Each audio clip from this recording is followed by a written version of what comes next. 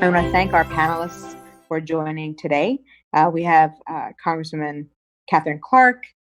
We have Wendell Davis from the SBA region, who's the SBA regional administrator, Peter Contakos, the SBA deputy director, and a lot of folks from the city of Cambridge and our team who've been working around the clock to figure out what we can do for our small businesses. So I want to thank them. I want to thank our team from the Small Business Associations, Michael Monestein, Theo Scadis from Cambridge Local First, and many of the others who are listening in who have been around the clock working with the small business owners who are going through this difficult time. And last but not least, I want to thank the Vice Mayor, Lana Mallon, who is the chair of our Economic Development and University Relations Committee, who has been truly instrumental in making sure we're supporting our small businesses that create the very fabric of our community. We're a city that really prides ourselves on our diverse set of businesses, and we really don't want to lose that part of our identity. And we have to really, really work hard during this time to put our heads together and figure out how we can help. So I'm hopeful that during this conversation, we can answer your questions and provide resources and guidance on what relief is available on a local, state, and federal level. So thank you to everyone who's joining. Thank you to the Vice Mayor again, and I'll let you take it from here, Vice Mayor. Thank you, Mayor Siddiqui, and I just want to also say thank you to all of our panelists today, and thank you to the Mayor for introducing some of them. I also wanted to introduce the city staff that is going to be joining us today. We have from our Economic Development Division, Pardis Safari. We have from our Director of Assessing Department, Gail Willett. And I think that's it for now for our staff. We've got some people on reserve in case there are questions that come up that aren't able to be answered. As Mayor Siddiqui said, this virtual town hall is the first of a series that will be content-specific town halls that Cambridge will be having as we try to keep folks posted on what is going on here, and we'll let you know when those come up and will be scheduled. The city, state, and federal government is working so hard right now to meet those challenges presented by this unprecedented public health crisis, to try to flatten or bend that curve so we don't overwhelm the healthcare professionals and we try to save lives. But this response has had a devastating effect on our local economy and on the small local businesses that make up this amazing community. In the last 2 weeks, the small business and restaurant community has been so negatively affected by this public health crisis in ways that we cannot even begin to imagine. We are here today to hear what you need right now in this time of rapidly changing circumstances. We may not have all the answers that you have for today. Some legislation is pending, and the elected and government officials may not know the answers to those questions, but we're committed to answering them as soon as we're able. And we internally are talking about updating the city's website to include an FAQ page to include the answers that we can't give today. I want you all, the business owners in our community, to know that although the city's response so far has been primarily publicly focused on the health and safety of our residents, there have been countless meetings with city staff, local banks, and others on how best to respond to this vulnerable group. We all deeply understand that we need to be focused on supporting our main streets for the next several months so that when we're able to transition out of this crisis, and we will, that we will have a main street that we recognize and that the local small businesses that we know and love are there for us. At the federal level, it's been heartening to see a focus on main streets in the stimulus package, and I look forward to hearing from Representative Katherine Clark discussing how those will translate here in her district. With the news here in the Massachusetts that schools are likely to not open until early May, we are beginning to understand that we have many weeks left to go before we're out of this, and that supporting businesses during this time is imperative at the federal, state, and local level. That's why we're having this critical conversation today. Our economic development team has been working overtime to develop innovative partnerships and supports. We just launched the city's partnership with local restaurants to make meals for our homeless residents who are no longer being served by the groups and programs that were available to them before COVID hit. And other supports are underway. We're discussing how the Mayor's Disaster Relief Fund can help not just residents, but our small businesses too. In the past few days, there have been some exciting initiatives in the state and across the country to support small local businesses that here in Cambridge, we're starting to see if we can put similar models in place to help. A few are in Springfield, Massachusetts. Mayor Sarno announced yesterday a new grant program for restaurants called Prime the Pump, which is a $15,000 grant from community development block grants to restaurants who have shifted to a takeout model. New York City has announced an employee retention program to help retain employees as business face decreased revenue. The program is available to businesses with 1 to 4 employees that have had significant losses due to the COVID crisis. Eligible businesses will receive a grant covering 40% of their payroll for 2 months and up to $27,000. And lastly, in San Diego, California, they just announced a $4 million economic relief package for struggling local businesses affected financially by the coronavirus pandemic. San Diego will work with local financial institutions to establish a relief fund, which will support zero-interest microloans for affected businesses. That relief fund will be kickstarted by the money from the city's business revolving loan fund, and they expect that that fund will grow from the initial $4 million. I look forward to these continued conversations within Cambridge on how the city and the community and residents can support our main streets during this very difficult time. So before we get started, there's a little housekeeping that we're going to do. All of the panelists that are here with us, you are all muted. But if you have a question for the panelists, please type it in the Q&A box, which is located at the very bottom of your Zoom screen, and I will ask panelists. This video is being recorded and broadcasted live on CCTV on Channel 9 and through their Facebook Live or their Facebook page as Facebook Live. We are also being broadcasted live on C-SPAN, and the video will be archived and available on CCTV's website. I have sent out questions to the panelists in advance that we've been asked over the last week, either on Twitter or email or via other means, and also through the last week's really great conversation that the Cambridge Local First group brought together. We are going to be hearing from our panelists. We're going to be hearing first from Congresswoman Clark, then the Small Business Administration representatives and our city staff. And then we're going to do a Q&A for the government group before moving on to the local business associations for a hyper-local update and questions and answer session. At this time, I'd love to turn it over to Representative Clark to give us a picture of the financial stimulus package that the Senate just passed and the House is likely to vote on soon, maybe as soon as tomorrow. So Representative Clark, love to hear from you.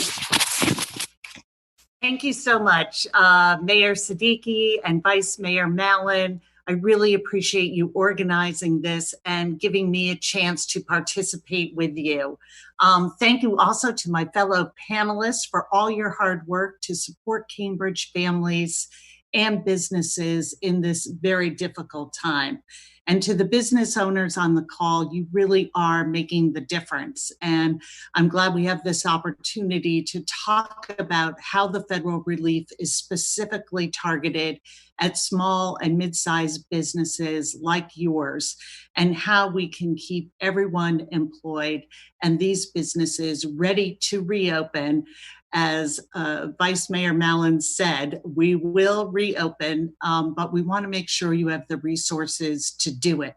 So first, I'm just quickly going to go back on the first 2 packages that we passed to make sure that you have that information. 3 weeks ago, we passed an $8.3 billion package that was signed into law on March 6th. It committed $3 billion to expanding treatment and vaccines for COVID-19. It supported small businesses by $7 billion in low-interest SBA loans. It protected against price gouging of medicines that are going to be developed. And it put $2.2 billion into our public health infrastructure and protected public health by allowing Medicare providers to extend telemedicine services. Then we went back, and last week we passed the Families First Act, which was the House bill to support families and workers. We made testing for the coronavirus free to all, whether you have private insurance, public insurance, or no insurance at all.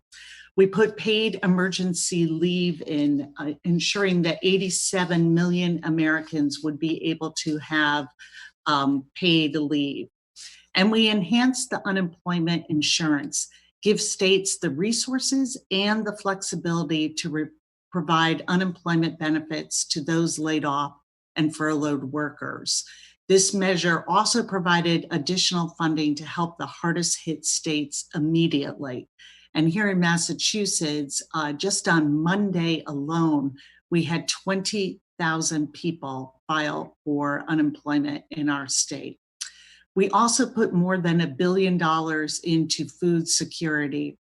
As the Vice Mayor already highlighted, this is a real issue, especially for school children and families who count on those food programs delivered at our schools. When schools are closed, we needed to change our operations, make sure we're increasing SNAP benefits and other ways for children to get those nutritional needs met. I really want to thank Cambridge, who's done an outstanding job at delivering these additional benefits, not only to our school children, but to our seniors and other people who have a hard time accessing the grocery store. We also increased Medicaid. It was a 6.2% increase for states, an increase into the FMAP to help what we know are going to be increased rolls of people who will become eligible for Medicaid and here in the Commonwealth for Mass Health. And now we are very close to the passage of the third bill. It did pass the Senate last night. We are very optimistic that we are going to be able to pass this by voice vote tomorrow, but we're not going to leave anything to risk. So I will be most likely getting in my car and driving to DC today to make sure that we have a quorum if we need it. It's an insurance policy I don't think we're going to need, but we want to make sure that we get this relief to Americans as quickly as possible. Sort of the highlight for small businesses in this package is the Paycheck Protection Program, and I can go into more detail with it, but it is $350 billion for loans up to $10 million that can cover salaries, paid leave, health insurance, retirement benefits, and operational costs. It's for employers who maintain their payroll. If you have the same amount of employees, or I believe 90% of that, in December of 20, the loan will be forgiven.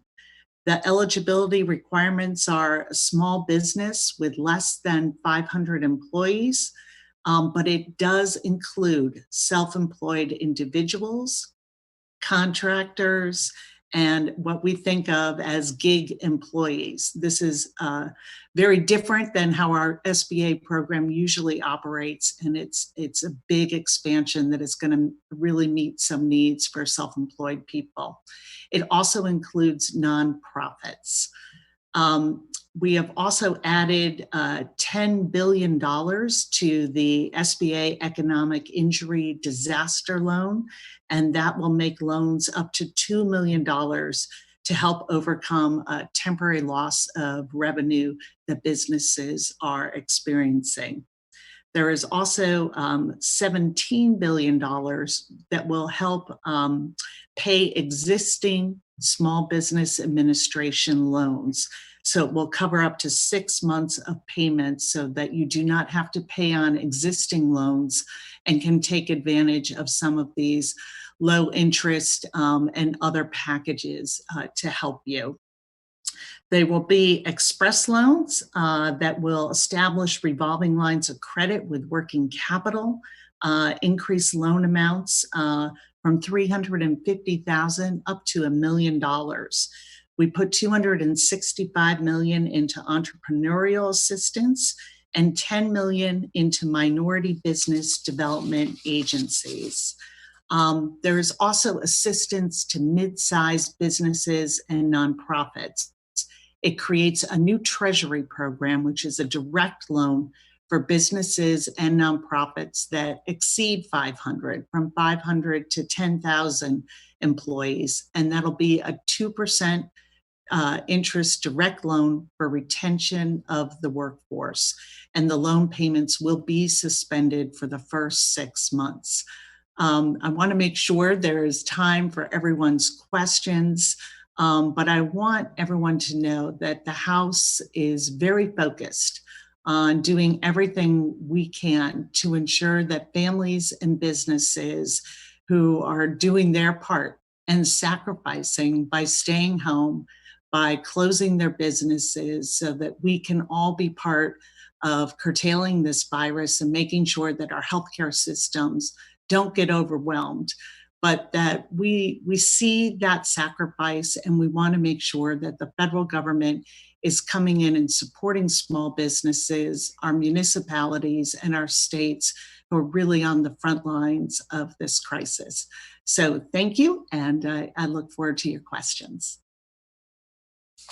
Thank you, Representative Clark, for giving us that overview of the past 3 bills. And I understand that the last one hasn't quite cleared the last hurdle, and I appreciate you getting in your car to possibly drive down and do that vote tomorrow to ensure that millions of Americans have the support that they need during this time. I am going to, if you don't mind, just go to the Small Business Administration and have them provide some updates, and then we'll do some questions after that. Okay. So I'm going to turn the mic over to Wendell Davis and Peter Kontakos from the SBA to talk about specifically. I think there was, when I was, gathering questions, there was a lot of questions on the mechanics of the SBA loans, who's, how much is available, who qualifies, and on what terms, what documentation is necessary. Some of the questions that I sent you yesterday that I'm hoping that you can speak to this group and really kind of flesh out some of those answers for them. So you don't mind unmuting yourself and go right ahead, Wendell.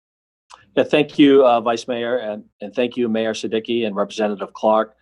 These are important conversations. These are important discussions. Small businesses are hurting.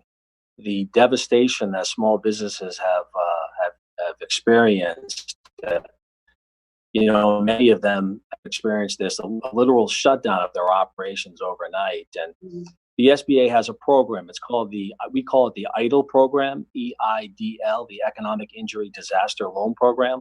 And we know it can help many of those small businesses.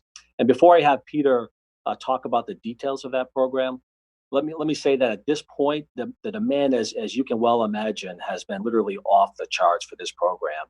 And the system right now is being enhanced to increase capacity to meet that demand. So the last day and a half, there's been that increasing that capacity. So right now, current status, small businesses cannot apply online. They can go online and they have access to the website.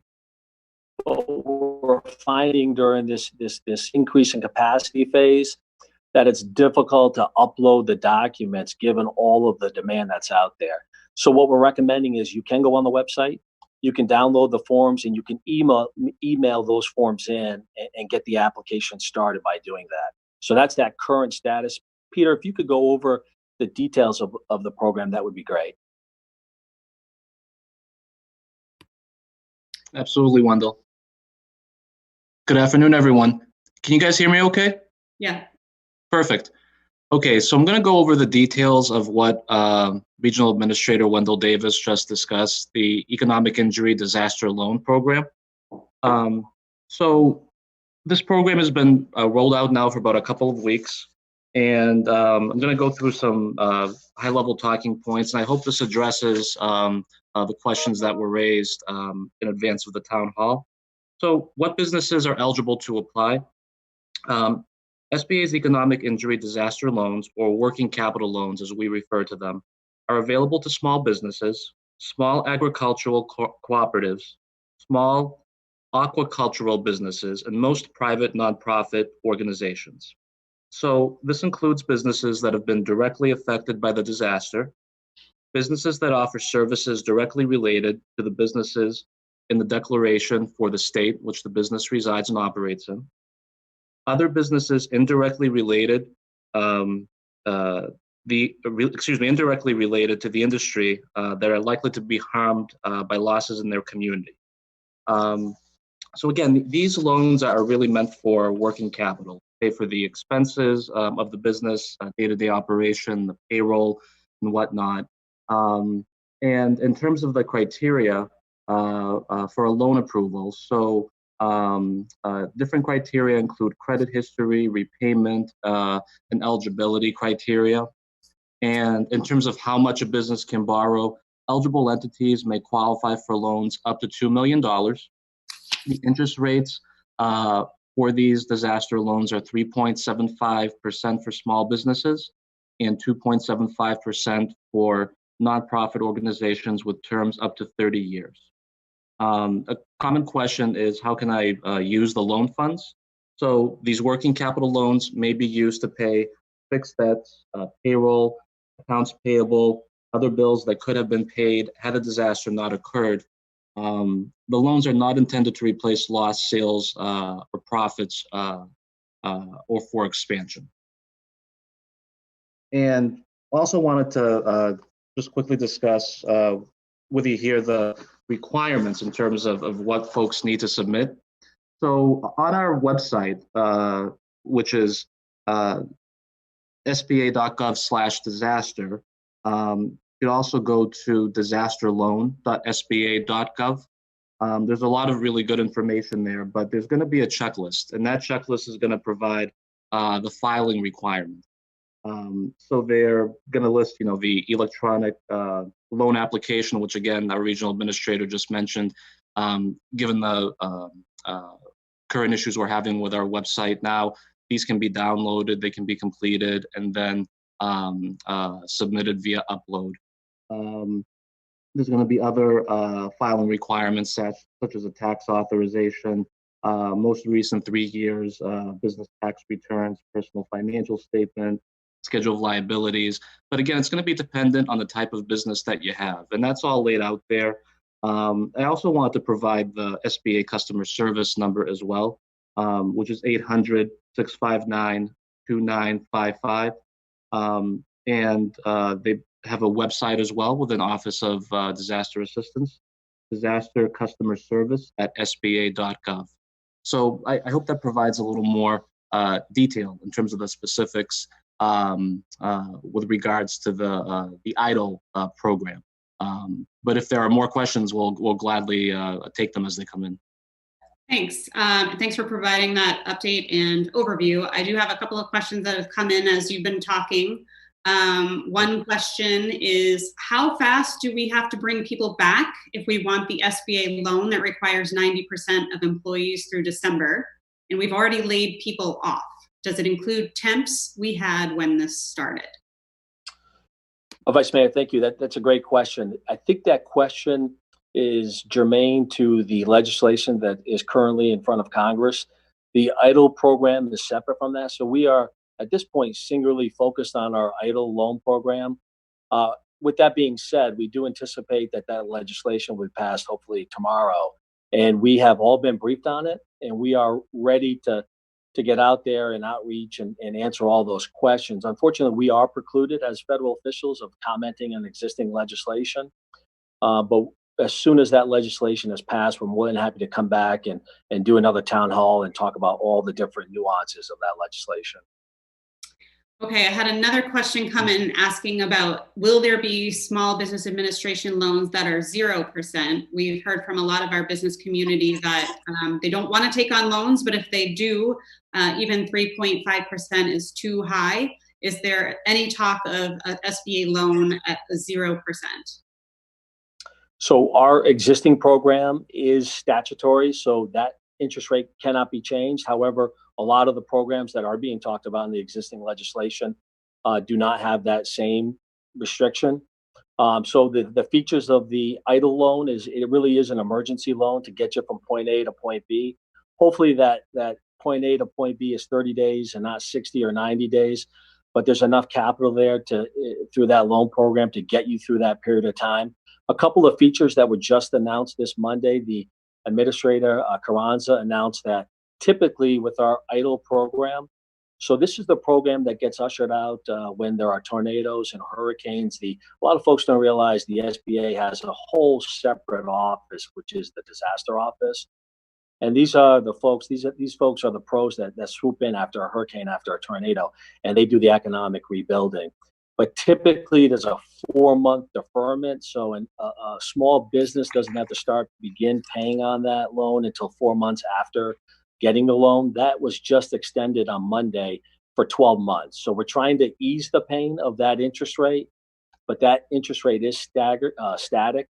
So a couple other things is that the loan can be as long as 30 years. So we're trying to extend the initial payment out. We're trying to extend the terms, all with an eye to trying to give the small business owner some breathing room and the ability to kind of recover before they have to make that loan payment back. Okay, thank you. This question is for Congresswoman Clark. Oh. I think you mentioned this in your original talking points, but are there any unemployment provisions in the recent federal stimulus package for gig economy workers?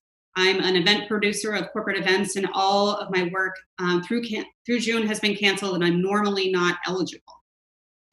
Yes, that is the good news, that normally you would not be eligible, but you are going to be under this package that the House will take up tomorrow morning. And we are very aware that many people who normally wouldn't be able to have unemployment insurance are going to be in a position where they will need it. And I wanted to add a little caveat, but also some more information to expand on what Wendell was saying, in that the caveat is this legislation isn't signed yet, but it will be a mix under the Paycheck Protection Program of grants and loans. So there will be up to $10,000 available in grants that can really help a small business who may not want to take on any debt. But I do want to emphasize that with the Paycheck Protection Program loans, they are going to be low interest. There will be no fee loans up to $10 million with repayment deferred for at least 6 months. And 100% of this loan will be forgiven if the borrower has retained the same number of employees as when they received the loan. We've gotten many, many questions about whether, if I already laid off workers, can I bring them back? Again, with the caveat that all the rules are not in place yet, but that is what we are anticipating, that you would be able to bring those employees back, have them count in your number for the loan so that you can continue to support them with payroll as well. Thank you. I have another question.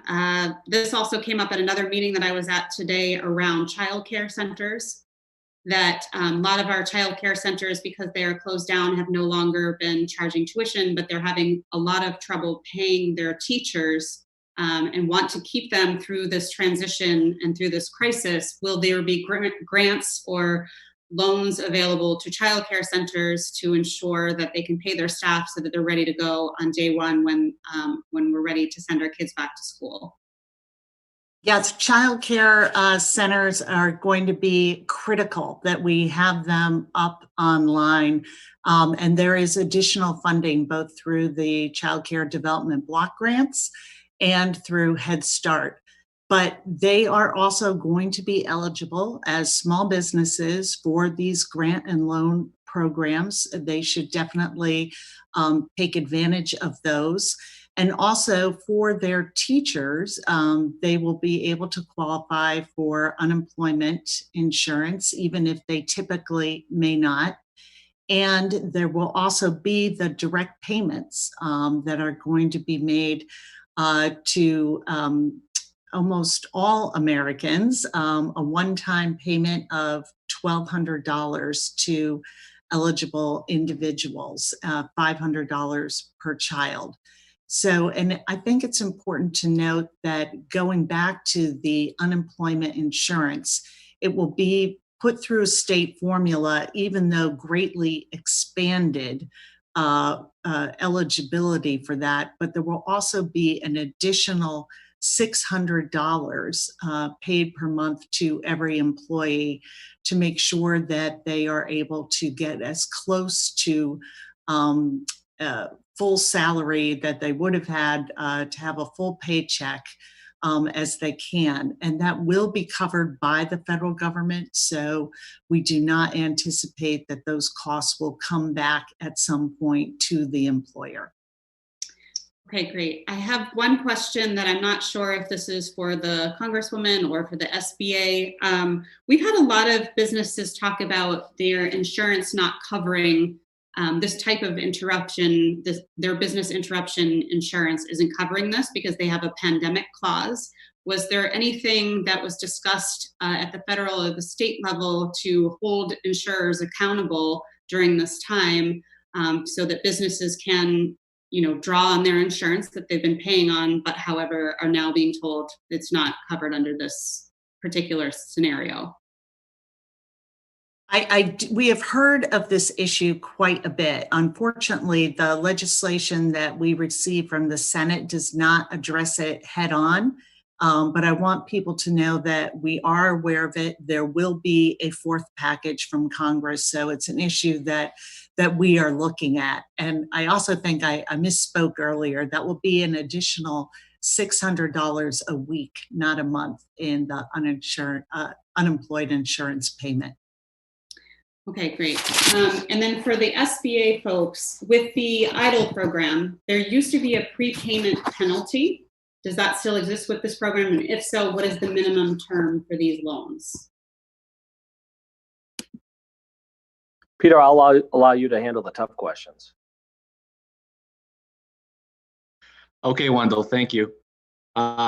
So in terms of pre-penalty, no. So, you can pay off the loan ahead of time if you want to. If you also want to, under the EIDL program, apply for more. If you haven't hit that cap of $2 million, you can also come back and apply for more as well. Okay. This And question, Ayana, I would just add, there's no prepayment penalty on any of the new loans either. okay, great. I've got another question about loans. Can someone explain the difference between the small business disaster loan and the other no fee loan that was mentioned?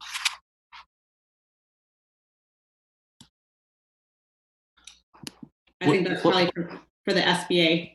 What was the no fee loan mentioned? Was there a no fee loan? I'm not sure if you guys mentioned it. I think that's what I'm referring to as the Paycheck Protection Program. Okay. No fee loans. And I don't know, Peter, can you describe the difference between that and the disaster? So in terms of the economic injury disaster loan, compared with other SBA products, so SBA has a range of products, 7A loans, 504 loans, which are partially guaranteed by the SBA. Those loans are directly provided by the lending institutions, and there are assorted fees on those loans. But with the economic injury disaster loans, again, my understanding is that the fees would not apply because they're being delivered directly by the SBA rather than through the lenders. Okay, great. I've got another couple of questions around, it seems like, as you might imagine, here in Cambridge, in Massachusetts, all over the country, there's a need for direct cash assistance to businesses. Lots of business owners are not willing or are not able to take on additional debt at this time. And some of these programs are not available to them. Has there been any conversation at the federal level or the state level beyond what we've talked about earlier, which was taking on a loan that will turn into a grant as long as some things, you keep your number of employees, et cetera? Is there any conversation at the federal or state level, like we're talking about for residents, mailing them a check? Is there anything like that on the federal level, perhaps in a forthcoming bill, Representative Clark? There is nothing that will come automatically in the mail, but we have set up a program, grants, that will be up to $10,000, and it is a grant, so it does not need to be paid back. It is money that you can use as a small business owner, with greatly expanded definition of what that is, to be able to cover those emergency expenses and payroll that you have already incurred. So it is really trying to get a cash infusion to our small businesses as quickly as possible. And that is, again, a grant that will not need to be repaid. Okay. And then another question for you, Representative. Is unemployment insurance being modified in any way so that the state does not automatically raise business contribution rates next year due to staff collecting benefits from the COVID pandemic? Normally, when somebody is laid off, the rates charged the business increase the following period, which means that the business essentially pays a large portion of the benefits, and that could add an additional contribution for businesses who must temporarily close and lay off workers. So has there been any conversation about re-engineering sort of some of the rules and regulations around unemployment to really think about the widespread unemployment that these businesses are facing, and they don't want to face a penalty in the future? Yes, in the first bill that we did, we gave the state of Massachusetts an additional $25 million to help cover the costs of expanded unemployment insurance. But we go farther in this latest bill, in the CARE Act, and it will cover the full cost of unemployment insurance for the states, including the base amount and the weekly $600 increase. So that means there should be no need to go back and recoup the costs from the individual employers. Great. I think another thing that we've been hearing a lot about, and I know that you've been on the forefront of this, Representative, is, and our senator, thankfully, Senator Warren, has been talking about no bailouts for large organizations like airlines or cruise ships or whomever, without having significant carve-outs to make sure that we're not bailing out Wall Street without thinking about Main Street. Are there anything that you are working on right now that are negotiations where, bailing out the airline industry has to have some sort of carve-out for Main Street? And I can ask that question a different way if it was confusing. No, I think I understand. It was a real concern, I can tell you, of the House Democratic Caucus as we watched the Senate bill unfold, that there were simply not enough restrictions on how this money could be used. And we know from previous help of tremendous taxpayer help for private industries that doesn't always end up benefiting the American workers. And the reason that we are helping this airline industry that has been hit so hard by this virus is because they represent over 1 million American workers, and we want to make sure that they are protected.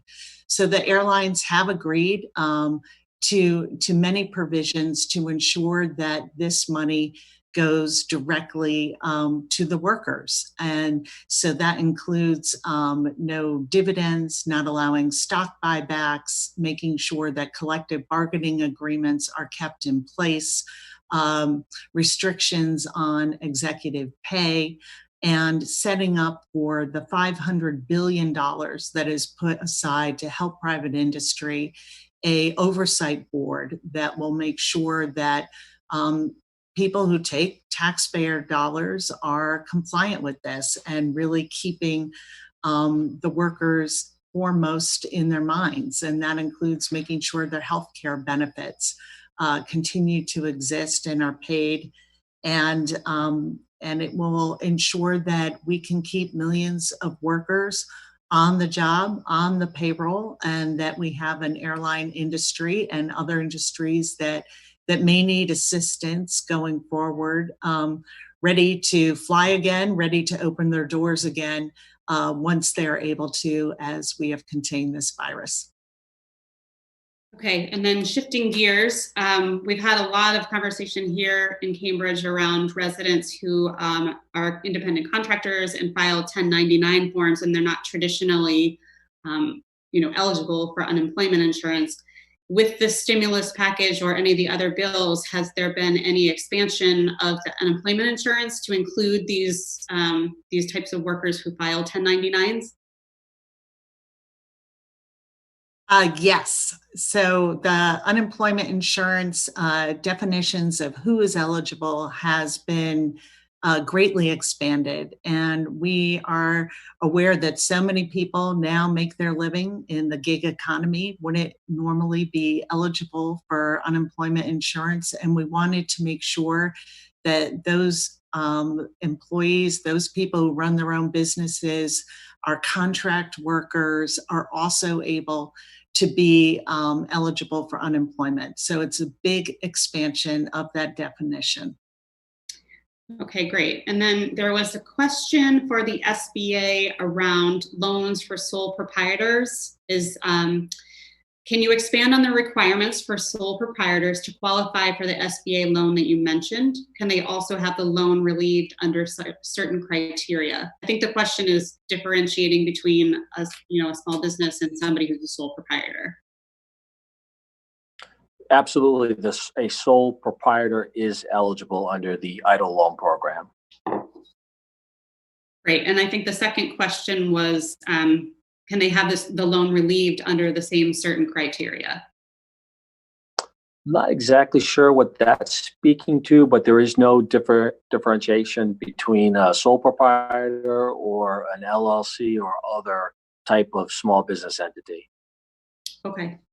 And then for Representative Clark, I got this question. Will green card holders be able to get a check from the federal bill just passed? Is that something that we know yet, or is that something that will be coming out?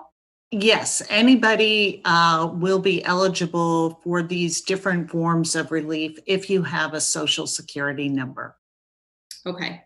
And then for Representative Clark, this is an interesting question. Is there any plan to nationalize failing too big to fail banks, businesses like Boeing and airlines banks, rather than bailing them out or letting them fail? Well, that is an ongoing debate. In this particular legislation, it is going to be more direct payments with the restrictions that I talked about and the oversight from a new board that will be appointed to make sure that the different industries that receive taxpayer funding are accountable and are making sure that their priorities remain with their employees and with their workers. And particularly with the airline industry, we wanted to make sure that not only the pilots and flight attendants and maintenance crews, but also some of those contractors who clean planes, do other sorts of jobs, were included in this package. So it is a package that is a compromise, but is one that we feel goes a long way to ensuring that we can protect the over $1 million jobs in that one industry. And we very hard, we will go back and adjust if we need to, but we have put in some restrictions that we simply haven't seen before when there have been taxpayer bailouts of different industries. We certainly understand that this isn't brought on by anyone's business practices. This is a natural disaster caused by a virus, but we also want to make sure that we have accountability. This whole package is $2 trillion, which is so much money that it's really kind of hard to take in, but it reflects the enormity of the financial impact that is going to be ranging from very small businesses to very large industries. And we want to be responsive as we can be to the American people and American workers, but also keep restrictions and accountability and be responsible when we are giving private industry billions of dollars in money to keep them afloat. Okay, great. And then there were some questions about timing, both on the timing for, obviously, this legislation hasn't passed yet, but in terms of the timing of checks to residents, how soon could we see those? So that's the first question. And then for the SBA, if people have already submitted their applications, or earlier this week or when the program was announced, how soon will it be until they find out whether or not they qualify for the loan or are getting the loan? So first to Representative Clark and then to the SBA. I don't have an exact timing on the checks, but we are certainly going to be urging the administration to do it as quickly as possible. Our next step and hurdles to get this bill passed tomorrow morning in the House. I'm very optimistic that's going to happen. And then we will be getting it to the president's desk and getting to work on issuing those checks. So we're trying to do it as quickly as possible. We know people are in financial pain, and there's a lot of anxiety about bills that are mounting and providing those basic necessities for their families. So we are hoping to get these programs rolled out as quickly as possible. And we appreciate how much work this is going to be for the SBA, and have given them another $650 million to be able to expand their capacity, hire new people, so that we can get these programs up and running and get relief to small businesses and families. And if I could just ask a follow-up question, I think everyone's looking forward to receiving some sort of assistance, cash assistance from the government.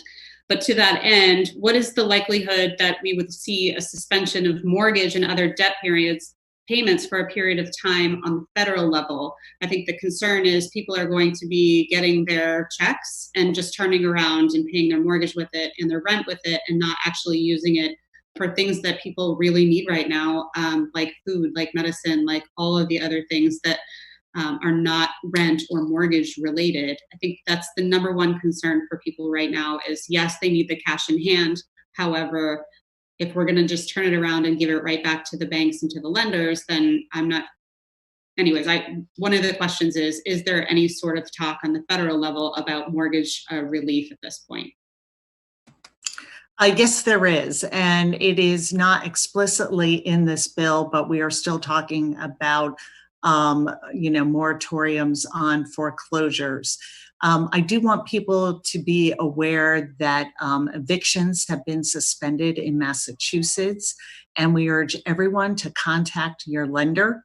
And whether you have a mortgage, or contact your landlord if you are renting, and see if you can get some leeway. I think that nobody wants to be able to put their credit at risk. We do have credit protections in this bill that we're going to pass tomorrow to make sure that people's credit rating isn't impacted by financial hardships they may experience during this time. But it is very much open for discussion, and FHA and Fannie Mae and Freddie have all suspended their foreclosures. So if you have a loan from those institutions, those are suspended. But if you have a private lender, we urge you to contact them.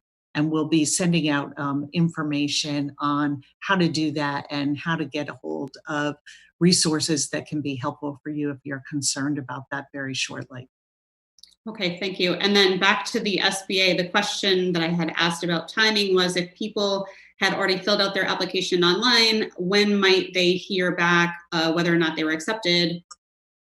Yeah, with respect to the SBA EIDL program, we've been given a 14 to 21 day outside window. Once it's approved, it's a 5 to 7 day window in terms of turning it around to actually get the money in the hands of the small business owner. And a large part of the 21 days in the spread between 14 and 21 is making sure that the small business owner gets all of the information that the SBA needs to process that application. Okay, so it can take up to 21 days for somebody to hear back. Correct. Okay. So not to hear back, to get funded.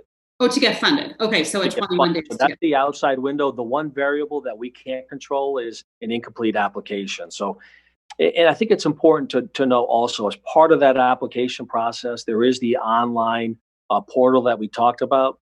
But the SBA, the district offices, Peter's on the phone. Bob Nelson is the district director in Boston. These folks have worked all weekend. They're working extended hours. And when you think of the SBA, don't think of just the SBA district office, but all of our resource partners have been trained on our program and are ready to help. And that includes our women's business centers, our SCORE volunteers, our small business development centers. And when you add us all up, there's a lot of folks out there that are ready to help folks through that application process. Okay, and then to that end, we have a question about, well, whether or not all these new loan and grant programs will be administered by the SBA, or are you going to be working with local lenders right here in our community to play a role in that? I mean, as proposed, the SBA 7A program will be implicated, and it will be a symbiotic relationship with all of the state, federal partners, and the local and regional banks and national banks. Okay. And I've been told that we have up to 2,000 banks across the country that will be working very closely on these loans and making sure that we can get them out. And I just wanted to update that with the direct payments, the goal is by April 6th. We do anticipate delays, but that is the goal. And if you already have a direct deposit with the federal government, we'll be able to do it through that system. Okay, great. I've gotten a couple of questions from hair salons. Whether or not a hair salon with a self-employed stylist, would they be eligible for unemployment under these new regulations? Yes. Great. Great. I have a question for Congresswoman Clark around credit card interest that we had talked about earlier. I think it was at the last Cambridge Local First meeting. Many small retailers deal in credit card debt in the absence of real bank loans in order to pay for inventory. Could credit card interest for business held credit cards be subsidized / waived during this pandemic? We have put some provisions in the bill to protect small businesses and nonprofits from debt collection, but none of them would outright suspend credit card payments. And again, I would urge everyone to work. I know that many work with their lenders. Many credit card companies are suspending payments for people. So we really do urge them to contact your credit card company if you're concerned. And I think that's a really good point, Congresswoman. I was speaking with Cambridge Savings Bank yesterday, and they've announced that for the next 6 months, they are waiving all interest and fees on currently held small business loans, and that they are talking to each and every one of their clients. And it's really important for people to call and just talk with your bank about what is available, some of the things that they might be thinking about doing, and they are willing to work with you. But Cambridge Savings Bank is doing a fee and interest waiver over the next 6 months, and we're really hoping that some of the other banks follow suit. We know that Rockland Trust is also doing something similarly. So I think it's really important, like you said, to do that work and reach out individually, and then let us know if you're hearing that there isn't a lot of movement, because we can be good advocates on the local level, on the state level, and the federal level. I have another question. Let's see. This is a fun little thing here on the side. It's hard to keep up. There's so many questions, but are any of these programs written in a way that would make you ineligible for one if you received another? So, some of the SBA loans and programs, it seems like there's a lot of them, and you wouldn't want to apply for one if all of a sudden you would realize down the road that it made you ineligible for another program that could be more helpful. I'm going to throw that to the SBA. Yeah, no, that's great. So right now we are counseling people to apply because there's no fee it's free to apply.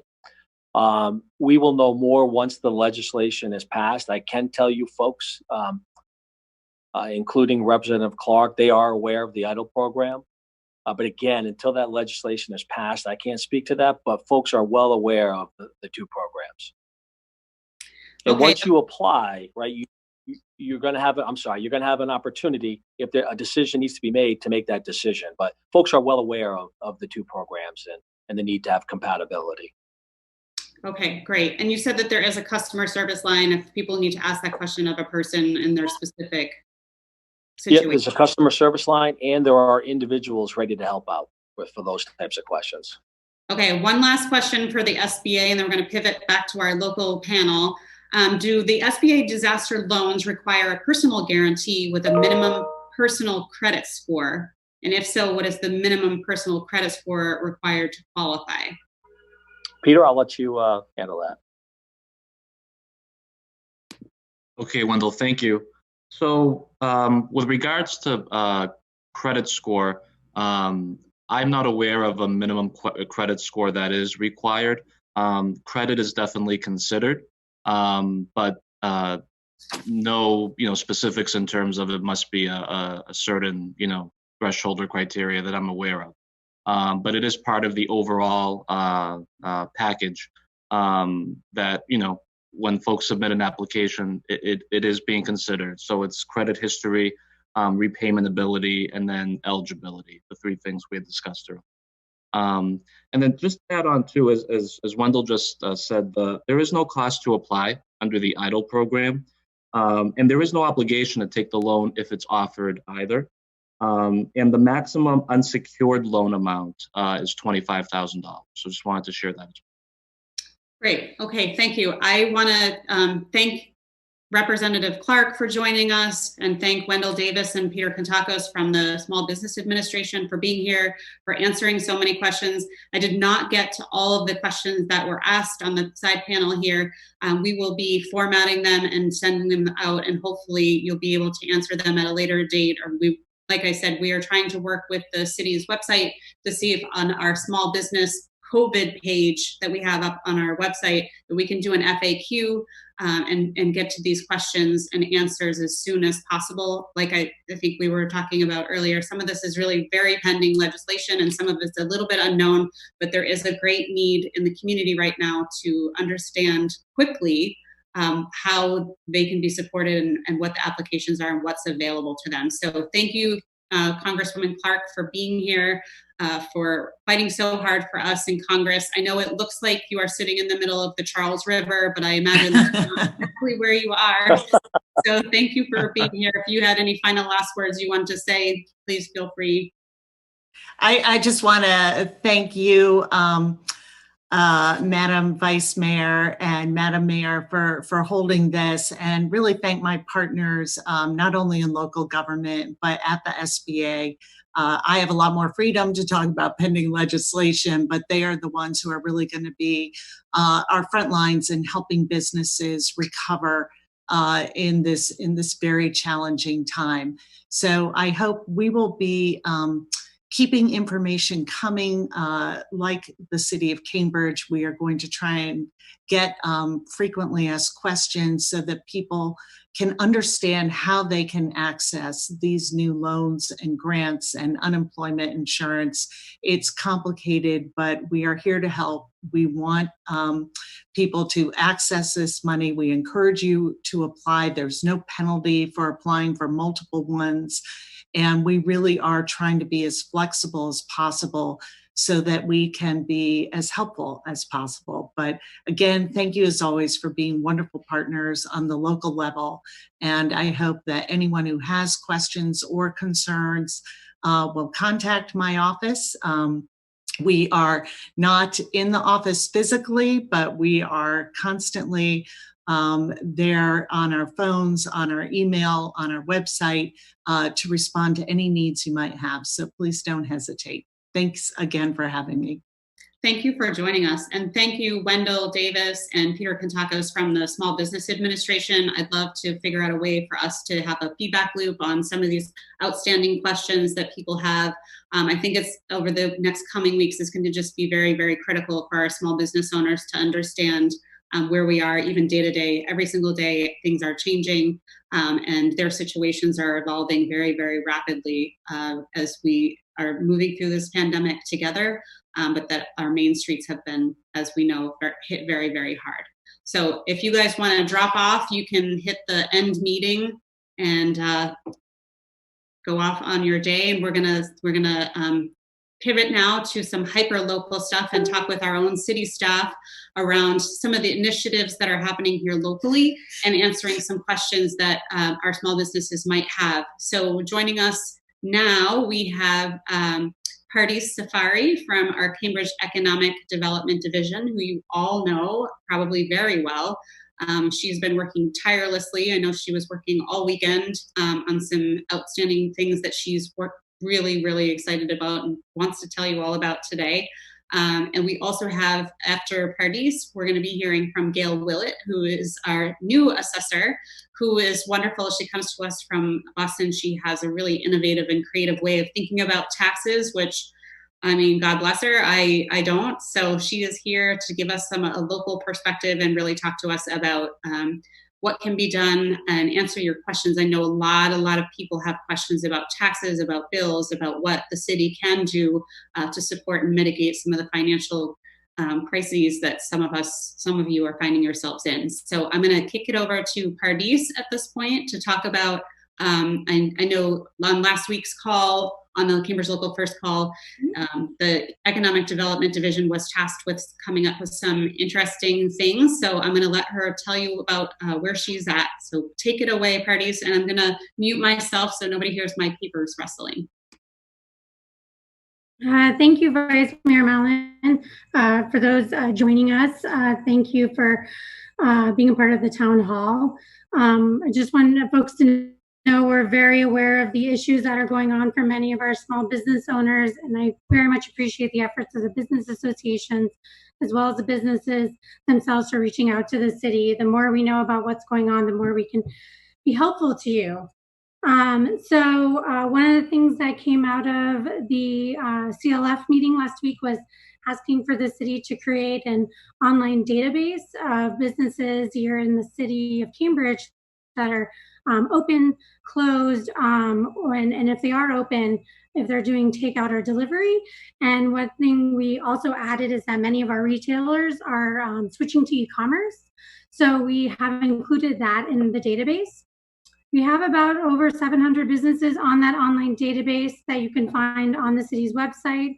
But if you do not see yourself there, or perhaps your hours have changed, maybe you're slowly going to takeout or you're slowly going to e-commerce, please feel free to email me and we will be happy to update your business's open or closed schedule.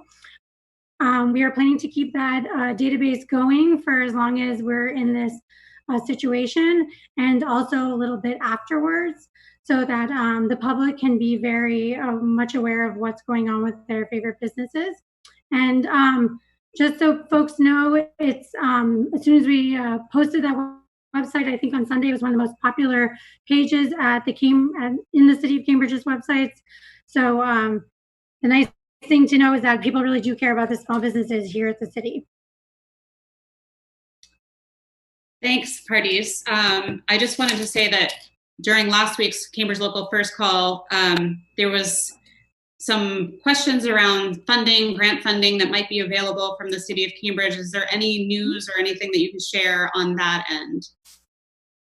Yes, this is probably the most exciting news I'll be offering this afternoon. But thankfully to we were able to use some of our HUD funds to allow for us, the city, to install a new small business COVID-19 relief grant for businesses in the city who are familiar with our other CDBG programs, Community Development Block Grant Funds. This is a little different in that it's not a reimbursement grant, it's a straight up working capital grant. So for those of you who are trying to pay rent, utilities, for restaurants who have bills to pay for perishable foods that you can no longer use, this is an opportunity where we can provide a certain amount of businesses up to $6,000 for those working capital needs. The application is open and available online. We are taking applications as of today all the way until May 1st. This is first come, first serve, and we're hopeful through some of this new legislation that's coming down through the federal government, we can continue to provide CDBG and other funding in the future. Oh, Alana, you're muted. Got a note. Okay, so that's so great. That's great to hear that the city is working with those CDBG grants and putting them to good use during this time. I'm excited about that. Is there a website? Is there an application that you can connect people to right now? Yes, if you go to the Cambridge's COVID site, so cambridgema.gov/COVID-19, you'll see there's a business section and it's right on there. Again, people can also email me at psafari, that's 2 F's, at cambridgema.gov. And I'm also happy to send you the link. And also many of our business association leaders have also have the link and have sent it through as well. Awesome. Okay, great.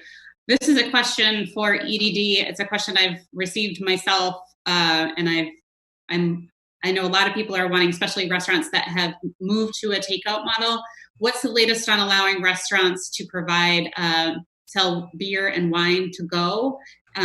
Is that something that is, I think it's pending in the legislature, but if you could give us any update, that would be great. Yeah, I think we're still waiting for the legislation at the state level, because anything with any alcohol, whether beer or wine or otherwise, is determined by the state. So I think once we hear from them, I'm sure the License Commission will be communicating to all liquor license holders. Great. And then just to go back to something earlier that you were talking about, how does somebody get themselves registered on the link that you were talking about if they aren't currently on it? They're open for business, but they don't see themselves on there. Sure, they can email me directly. And I think if the link is not already up there, we'll add the link this afternoon where people can fill out the form themselves and include all the information, their social media handles, whatever information they want the public to know. Great. Okay, I've got some questions for Gail around taxes. I think this is a hot topic here in the community, really thinking about the quarterly taxes are coming up. How are we addressing some of these and thinking about mitigating them for our small business owners? So are there, some businesses are paying property taxes to Cambridge. What can be done to mitigate those taxes for small businesses to support the recovery? Could we go to a pay by month instead of quarterly? This would have the effect of alleviating some financial pressure. So we have been looking into different options with the city manager and with different departments. I would say that unfortunately, individual cities don't have the ability to make these kinds of changes to tax bills. Most of that is held by the state legislature. So we have been in contact with the Department of Revenue and other state representatives to discuss if any changes can be made. What I can relay is that on Tuesday, the governor proposed extending municipal tax bill deadlines to June 1st. And this will also allow municipalities to waive late payments for tax bills.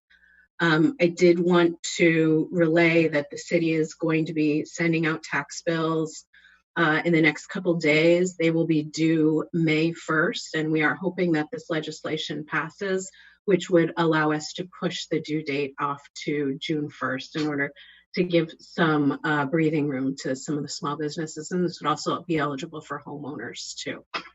I think the other piece that I did want to talk about is last week, the governors announced administrative relief for small businesses, and this is in regards to sales tax, meals tax, and rooms tax. The state is postponing the collection of regular sales tax, meals tax, and room occupancy taxes that would normally be due in March, April, and May. and will instead be due on June 20th. And with that, they're waiving all interest and penalties. Great. I know that this is a really big topic of conversation, the number of bills that are about to hit, right? We're about to hit April 1st. There's a bunch of rent due. There's now going to be taxes due. The water bill is going to be due. I know that the water department isn't your area, but is there any talk about pushing the water bill due dates as well? We've been having some internal discussions about that. I was in on a meeting this morning where that was being discussed. I do not believe that we have reached any kind of resolution on that, but I would say the nice thing is that the water bills are a little more flexible than the property tax bills. But I think as we move forward and meet on that, when we have something to report, we certainly will. Okay, great. I think that's another reason to get those FAQs up on the small business COVID website, just to keep that sort of information rolling out to people. If people have one place that they can go and check, I'm getting overloaded with information. There's a lot of different places to check. I think if that website was one-stop shop about what Cambridge is doing, what the state is doing, what is happening federally that is helping to support our small businesses, I think that would be optimal. So I'm just going to have another push to let's make sure and prioritize that. It's a great idea. Great. Okay. I did also want to add that the city manager is having meetings with all the departments this week to look at things that the city actually can do, actionable items, fees and permits that the city does have the ability to waive. And we're looking for things that are absolutely within our control to be able to do that. I think some of the things are the finance department has already removed the convenience fees and credit card and ACH payment fees for anybody who wants to pay anything online. Great. I'm loving the way Cambridge is trying to be innovative and flexible. I think it's going to be really important to support our small businesses through this, to really think outside of the box. I know there's so many restrictions put on us by the state, but if there was ever a time for the state to really relax some of those restrictions, or for us to try to be creative, now's that time. I think pandemic has shown us, particularly this sector and the nonprofit sector, how fragile everybody is, and dependent on people to come in and shop, and we're basically telling people they can't go outside. And so the people, the Main Street that is getting really hit hard by this. I think for us to continue being flexible, creative, and really kind of go out there and push the state to think about how to do things differently. Cambridge can certainly do that and partner with our neighboring municipalities. I know that Pardis and Gail, you both participate with regional conversations along the greater Boston area, Brookline, Arlington, Somerville. If we were acting as a block together, I think we could get a lot done. So I just wanted to say there's one more question and I actually got this question earlier today, so I'm glad that Bob Perry of Cheapo Records asked it. During the lockdown of non-essential businesses, are retail business owners allowed to go into their shops, provided that they are closed to the public, to work on e-commerce business? Does anybody know the answer to that question? So I can try to answer this. When the state ruling came down, the non-essential businesses had to close. There is a line in there about e-commerce, and we did ask the state to confirm and clarify that. And we are told that the owner of a business is allowed to go into their store and conduct e-commerce. So I know for many businesses, as they're looking at ways to continue to open and serve their customers, know that you can do e-commerce. Okay, great.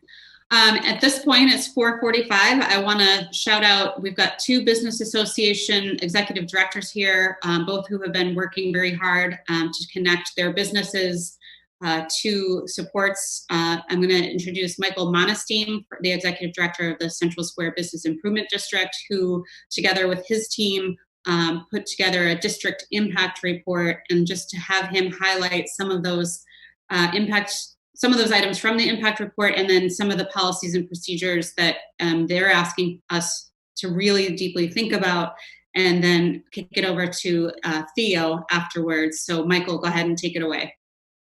Thank you so much, Vice Mayor Mallon, for the opportunity.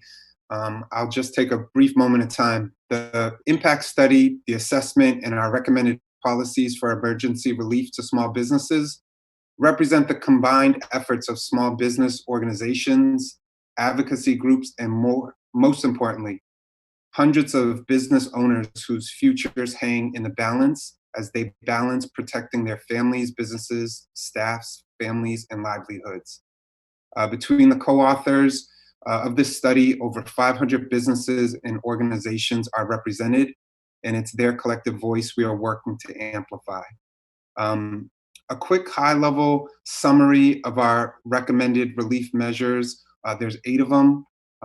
Since a week and a half ago, we've been calling for the immediate closure of non-essential businesses to mitigate the loss of life in our communities, to establish an emergency relief fund that issues grants to small businesses affected by COVID-19. Small businesses need immediate funds and cannot be asked to take on more debt as a condition of relief programs.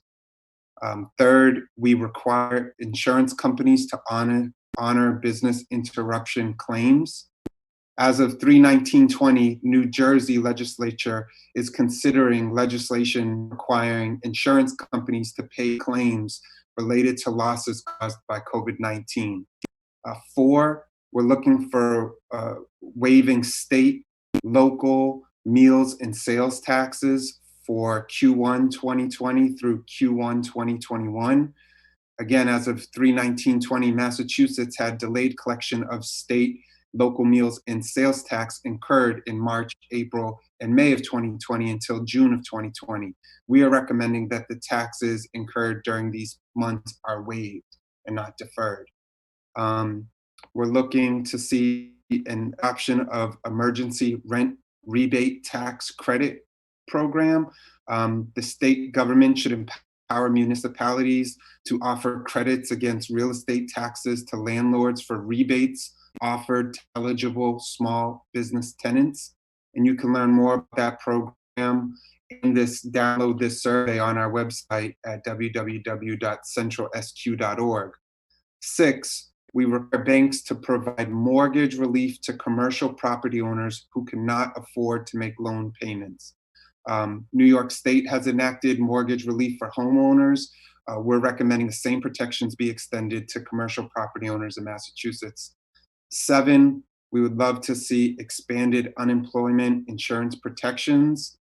And 8, institute anti-eviction protections for commercial tenants. So as of 3/19/20, Massachusetts had enacted a moratorium on residential evictions. We are recommending the same moratorium be extended to commercial tenants as well. The document in summary is over 140 pages. I really encourage you all to go look at it. Most of the pages in that survey are a testimonial of small businesses just giving their heart and soul as to how the crisis is affecting Main Street.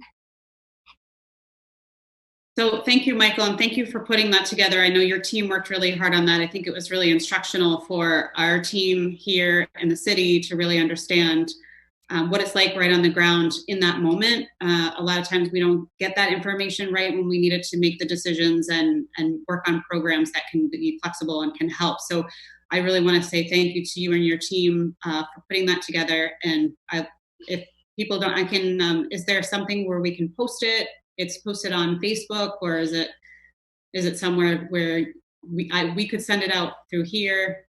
Absolutely. I'll send the link over now, but again, you can head to centralsq.org and it's downloadable right from our website, but I'll make sure you can share it with all the attendees as well. Okay, great. And then I wanted to introduce Theo. Hi. Hi, how are you? So Thanks. I wanted to just introduce Theo. She's the executive director of Cambridge Local First, and brought together a big community conversation of about 70 to 100 small businesses last Thursday to talk about how they are being impacted, much like Michael did in Central Square, trying to get an understanding and clarity around what is most necessary and needed. So I just wanted to get over to Theo to talk about that work and what's been happening since. Great. Thanks so much, Alana. So last week we had a 70-person community conversation. We had stakeholders from all different sectors in the city provide updates, much like this conversation. And we had about 50 businesses on the phone as well, providing updates on the hardships that they've experienced in the last few weeks. It was a really challenging conversation, but also one that was very helpful and productive and provided a lot of content for today's conversation. Taking a step back, so we have a three-pronged value proposition, and our ongoing efforts center on small business assistance, education to the public, and advocacy. So first, on small business assistance, we are connecting businesses with needed resources and providing technical assistance as they transition their services to online platforms like Zoom. We're also organizing a fundraiser for Scout Magazines, a critical partner of ours, and one that is in trouble. We are disseminating critical information, including grants, loans, and services to our members daily. We are supporting rent release efforts. We are actively amplifying small businesses across social media with a focus on the business owners and their families. We're also sharing information about online food delivery platforms with our members so that they can transition to online delivery. We are amplifying existing organizing efforts among different industries, including restaurants and hospitality, and farmers, ranchers, and fishermen. We are working with a local startup community phone to offer free talking, texting, and office number forwarding to our members. We are helping our members identify creative sources of funding, including crowdfunding with Mainvest. We are partnering with Somerville counterparts to support Somerville-based businesses. Our website also lists resources, but we will partner with the CDD, EDD to make sure that there's one consolidated list as opposed to multiple.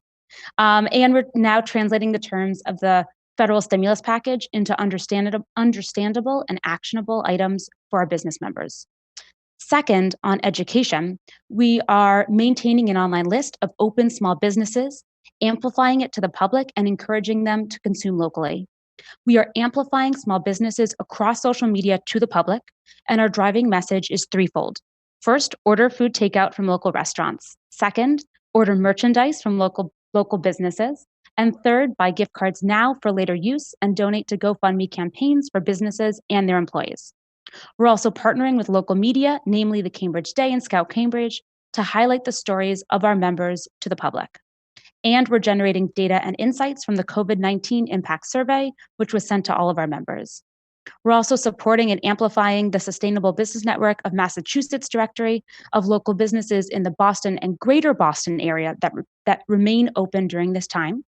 We're organizing a Harvard Club panel of businesses and nonprofit stakeholders in this ecosystem to discuss our efforts. We're disseminating information to the public over frequent newsletters. And third and last, on advocacy, we are co-organizing two national advocacy efforts. The first is the Save Our Economy Now effort in partnership with the American Independent Business Alliance and American Sustainable Business Council. This is a national campaign to encourage the federal government to adopt 5 recommended steps, all listed on our website. We've had hundreds of businesses and nonprofits sign on as partners, and nearly 1,000 folks sign the petition. Second, we're partnering with the Institute for Local Self-Reliance to forward a second campaign that recommends 5 other steps that the federal government should take to enable small businesses to survive this crisis. We're working closely with elected officials and government agencies to push for policies that support our small businesses. And last but not least, we are an active member of the Cambridge Nonprofit Coalition, discussing shared best practices and resources across nonprofits working on the front lines in Cambridge. So just to recap, we're doing small business assistance, education to the public, and advocacy. Thank you. Thank you. And thank you, Theo and Michael and Jason and Denise, who are doing this critical work within either your squares or citywide, as Theo is doing. I think it's really so important right now that we continue to hear from you as you aggregate what is happening right there on the Main Street level, and really make sure that we are hearing directly from small business owners and how we can support them. One question I did want to ask both of you as we think about, the looming April 1st. I can't believe it's still March, but April 1st is coming up very quickly. I know that on sort of a higher level, we have been working with, the larger commercial landlords to really talk about mitigating rent relief. MIT is actually, they're foregoing all rent for the foreseeable future. That's triple net everything. So I know that I've talked to some of our other larger commercial our landlords, and they are working with each and every tenant. Have you guys been working with any of your local commercial landlords to really talk about what it looks like to renegotiate rent for April 1st and going beyond? I'm going to just go to Michael first and then Theo. So business improvement districts are formed by property owners who want to see supplemental services within a defined area. We've been working with our property owners and have been on the phone for the past 2 days, working to see where relief is going to come from for our small businesses. As you mentioned, Matimco and also Brookfield have been great in giving relief of rents and that triple net fee to its tenants. And we're advocating on behalf of all of our businesses and small property owners to enact something similar. Everyone has different circumstances, so just going by a case-by-case basis to see where we might be helpful in massaging that conversation to make it a little easier and loosen the tension between tenant and property owner. And Michael, if I can just follow up and ask, have there been any successes in approaches? If we are all thinking about how we might approach landlords, I know there's a lot of business owners online that may not have an advocate like you or Denise or Jason in their community. Have there been any successes or any kind of a blueprint that you found that might work for individuals? Honest conversations have been working best. A lot of the small property owners were waiting to see what the feds were doing, how relief was going to roll out on a federal level, state level, which would inform how they move forward. A lot of the small property owners are working with their banks to refinance, get in a better position with their banks in regards to their own debt before identifying the relief they'll give to their tenants. I think it's one where it needs to be a constant conversation between the two, and one that we'll deal with now and for however long this crisis continues to last. Yeah, I think that's an important point as we're 4 days away from April 1st. Now that we know, we have a little bit of a sense of what's happening federally and at the state level, and it doesn't seem like there's going to be any quick action to financially relieve some of our small business owners. And so now is kind of that time to have that conversation, I think, with your individual landlords around, there's money forthcoming from the government, there are loans, there are grants, but they're not going to be quick. They're not going to be in the next 4 days. What can we do together to really talk about rent relief? Because I am increasingly concerned, and I'm sure all of you who are here listening and on the line are that, besides employees, your rent and your triple net leases are the number one cost that you have per month. So having those honest conversations and really thinking about negotiating, I think, it's unfortunately, it's not something that I can do is go out to every single landlord. We have been working with the larger landlords to really think about how they can mitigate the rent at this point and take that worry off of our small business owners. And I have to say the larger commercial landlords that I've spoken to they understand that their commercial tenants who may be up above, when they come back after this crisis, and I keep saying, and I think Congresswoman Clark was very clear, we will come back from this, but if their commercial tenants come back and there's no Main Street and they don't have the local restaurants and shopping and the people that they saw every single day when they got their coffee or they went to I think they understand how critical this is, that Main Streets are absolutely a critical thing in our conversation right now. And there's a lot of talk of supporting them. So I talk to your banks, talk to your landlords. We are going to do everything that we can on the city side. I know that the state and the federal level is really, really looking at this, and it has been heartening for me to see how much I feel like in the last financial crisis, there was a lot of talk about bailing out Wall Street. And I think we learned a lot of lessons. I think a lot of people learned a lot of lessons that the Main Street got left out, and we can't have that again. The small businesses in our community are the lifeblood. They're the beating heart of who we are and who we are as a community. And so it's going to become very, very critical for us to all work together. We're unfortunately, this went by very, very fast. We have about 1 minute left. I just want to say thank you to all of you for being here, everyone who's joined us on Facebook Live, on CCTV, here as a participant and asking great questions. We didn't get to all of them, but I will be putting together an FAQ and hopefully get those questions answered for you right away. Thank you to Gail. Thank you to Pardis. Thank you to Michael and Theo. And I really want to have a huge shout out to CCTV, Sean over at CCTV for really running the technology, and to Hong, who's working with me in my office right now to bring this technology and this town hall to you. It's the first time we've done this here in Cambridge, and I hope that it went well. I hope that the technology worked for everyone, and I look forward to having more of these content-specific town halls in the future. So thank you, everyone, and thank you for joining us.